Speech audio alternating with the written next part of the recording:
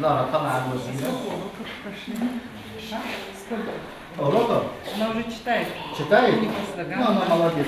Здесь в первую очередь важна не техника чтения, а желание учиться. Каждый из них может похвастаться своим результатом. На протяжении месяца они активно изучали русский язык. Сегодня в гости к ним с подарками приехала министр образования Эсет Бокова. Наше государство и вот Республика Ингушетия, где вы сейчас находитесь, имеет цель оказывать вам максимальное содействие, чтобы вы максимально короткие сроки ликвидировали свой барьер языковой для того, чтобы мы могли вернуться к полноценному учебному процессу. Да? У нас глава республики Махмуд Али Макшерипович под своим личным контролем держит ваше здесь пребывание. И каждый раз мы докладываем, в каком состоянии сейчас находится процесс вашей подготовки. В качестве подарков для каждого канцелярский набор. Туда входит самое необходимое для обучения. Ручки, карандаши, журналы, тетради, ну и, конечно, азбука и прописи. Бейсан уже научилась проговаривать на русском языке каждый нужный для занятия предмет. Карандаш, лист, школа,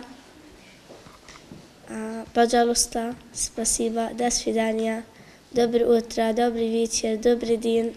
Для адаптации палестинских семей в регионе создают все условия. Занятия по русскому языку проводятся в стенах 4-й Назрановской школы. Всего обучение проходит 68 детей. Самые маленькие в детском саду. Некоторые взрослые же нашли себя в преподавательской деятельности. Начали онлайн-курсы по обучению английскому, а также арабскому языку и таджвиду.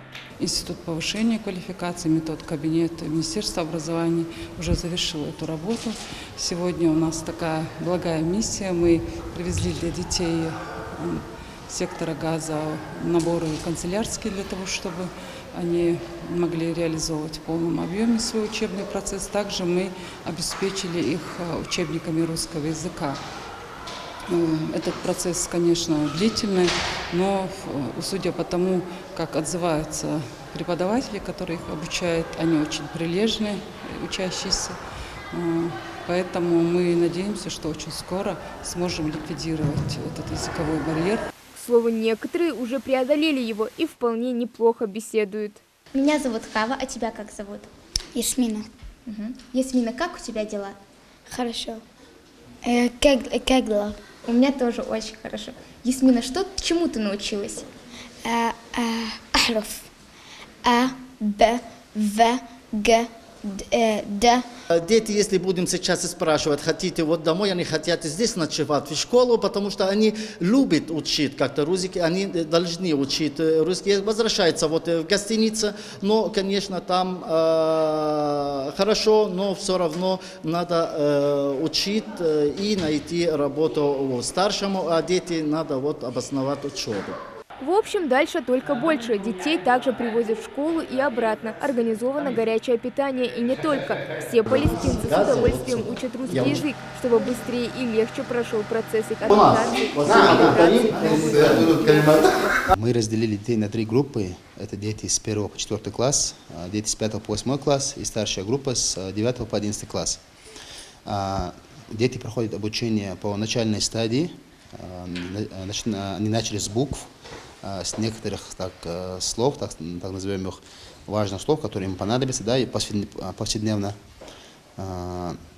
И они сейчас изучают уже слова, уже в письменном виде, уже некоторые из них уже умеют читать.